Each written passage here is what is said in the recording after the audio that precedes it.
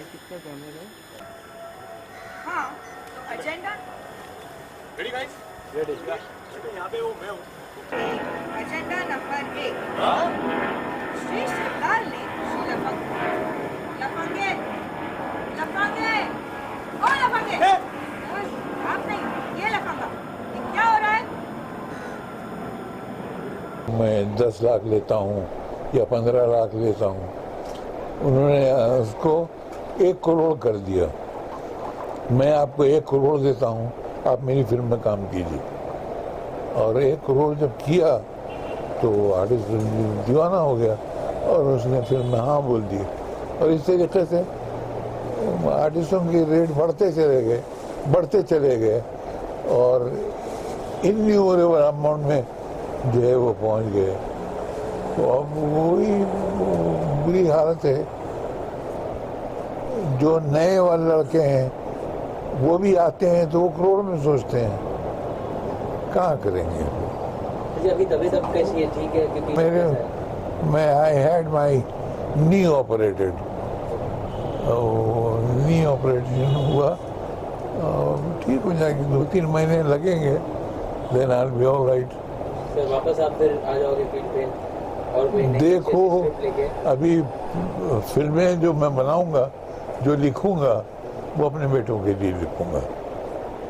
तो sir any plans कि आप ये पर्टिकुलर ड्रामा या जो आपके लिखे हुए उनको फिल्म्स में कन्वर्ट करें? नहीं, वो कन्वर्ट नहीं करूँगा। Because they are very hard hitting, हमने ऊपर देखा काफी नहीं, ये सटायर आजकल फिल्में ऐसी जरूरी है, ऐसी फिल्में बनती हैं। तो कुछ प्लान्स और you are looking for a different script all together? Different script. मैंने एक फिल्म लिखी थी जो मैं डायरेक्ट करने वाला था अमिताभ के साथ, उन दिनों में जब आई वॉज शूटिंग फॉर कुली। तो कुली में जाहिल, अब वो जाहिल का ऐसा हुआ कि उससे हमने रफली उसको प्लान कर दिया, अमिताभ ने और मैंने, और सोचा कि नेक्स्ट मंथ से शुरू कर देंगे फिल्म को। तो उसने कहा अच्छा तेरा आज काम ख़त्म होता है, you go to Bombay tomorrow and जाके परसों आ जाना। तो मैं गया बॉम्बे आया। अब आज मैं तैयारी कर रहा हूँ जाने की, इतने में फ़ोन आया अमिताभ के भाई का, अजिताभ का, कि डोंट गो टू बेंगलोर, दा इज़ नॉट वेल। मैंने क्या हुआ?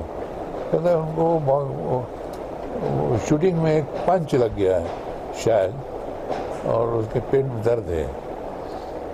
मैंने कहा चलो ठीक है। हम उसके बाद बॉम्बे गए, बॉम्बे कुछ काम था, वो करके वापस आए। तो दूसरे दिन की टिकट बुक करने लगे। तो अजीत आपका फिर फोन आया, उसने कहा डोंट गो, अजीत दा is not at all well, बहुत सीवियर पेन है उनको और वो नहीं आ पाएंगे और वो तुम्हारी शूटिंग नहीं कर पाएंगे। मतलब क्या हुआ साहब? मैं घबरा गया। मैं बेंगलोर गया, मैंने देखा कि he was shouting in hallucination, गालियाँ बक रहा था और पता नहीं क्या क्या कर रहा था। और उनका ही हैड माइन्यूट ऑपरेशन। क्या हुआ, उसके अंदर ब्लड जो है वो ब्लड पस में कन्वर्ट हो रहा था और पस जो है वो बह नहीं पा रहा था। हम लोग उनको लेके बॉम्बे आए बड़ी मुश्किल से, मैं, मनमोहन देसाई और सब, प्रकाश बेहरा पहुँचे, वो और पुनीत सर, जिसकी वजह से अब जिसका पंच लगा या टेबल का कोना लगा, गॉड नोज। बहरहाल हम वहाँ पहुँचे, हम बॉम्बे आए, हमने इनको यहाँ एडमिट किया ये ब्रिज कैंडी हॉस्पिटल में, और वहाँ से उनको ये करण जौहर के फादर का नाम क्या था? यश जौहर। वो ये जो है उनका पस सेल लेके ही फ्लू टू अमेरिका लंदन और वहाँ जाके उन्होंने उनका पस चेक किया तो कोई भी एंटीबायोटिक उनको सूट नहीं कर रहा था। एक एंटीबायोटिक 3 दिन के बाद सूट किया और वो एंटीबायोटिक लेके ही फ्लू बैक टू बॉम्बे और उसके बाद डॉक्टर जोसेफ कॉटन उनको भी लेकर आए। जोसेफ कॉटन को लाने के बाद हाँ उनको दवाई दी, थोड़ा सा सुकून हुआ, उनको पेन थोड़ा कम हुआ। अब जोसेफ कॉटन ने कहा कि उनको यहाँ पर ऑपरेट करके यहाँ नीचे ऑपरेशन करेंगे और वहाँ पर नस में इंटेस्टाइन में जहाँ चोट लगी है उस चोट को वेल्ड करेंगे। तो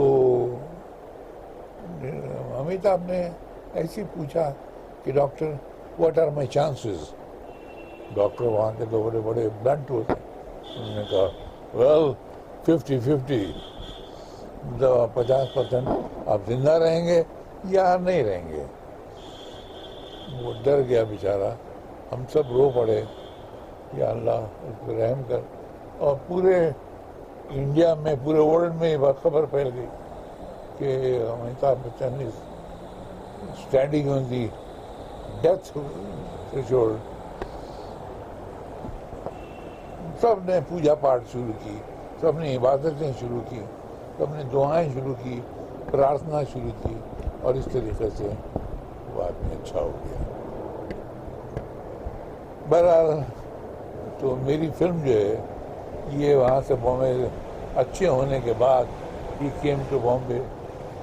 तब तक इंदिरा गांधी को गोलियां लग गई। ही फ्लू टू बॉम्बे, दिल्ली। अमिताभ बच्चन ने बुलाया था उसके राजीव गांधी ने। राजीव गांधी के बाद वो वहाँ पर फॉट एन इलेक्शन और एमपी बन गए। एमपी बनने के बाद जब बॉम्बे आए तो बहुत वक्त गुजर चुका था। मैं इतना बिजी हो गया था कि मेरे पास सर घुमाने की फुर्सत नहीं थी और मैं पिक्चर कर नहीं सका। तो वो पिक्चर मैं शायद इनके लिए करूँगा अगर तबीयत ठीक रही मेरी और if I am all right. कहीं नाराजगी लगती है कि जिस तरह का जो पहले आपने जो दौर देखा था और अभी भी जैसे आपने कहा कि इंडस्ट्री में काफ़ी चेंजेस आ गए हैं, तो थोड़ी नाराजगी है कि जिस तरह से आपने एक मुकाम देखा था आपका एक मुकाम और अभी जो है लोग इंडस्ट्री में इस तरह से ही चलते हैं कि रिलेशन जहाँ पर होते हैं वहाँ पहले अलग हो जाते हैं, अभी अलग हो जाते हैं। नहीं, मेरा क्या है, मेरे पास खुद लोग आते हैं, खुद आते हैं लोग मेरे पास और वो फिल्म में लिखने के बाद बात करते हैं, एक्टिंग करने की बात करते हैं। तो कुछ नहीं है, ऐसा कुछ नहीं है, नाराजगी का सवाल ही पैदा नहीं। और कुछ थैंक यू। ये इसके प्रोड्यूसर्स जो है वो हम लोग नहीं हैं ये बार, ये मेरे दोस्तों की कंपनी है मेकिंग नॉइज़ करके।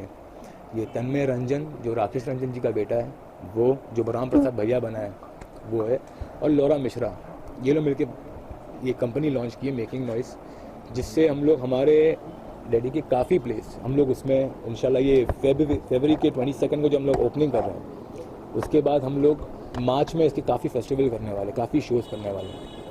तो डैडी की और मेरी हम सबकी दरख्वास्त है कि आप सब लोग आइए वहाँ पे और देखिए हमारा show please. Thank you. That's all.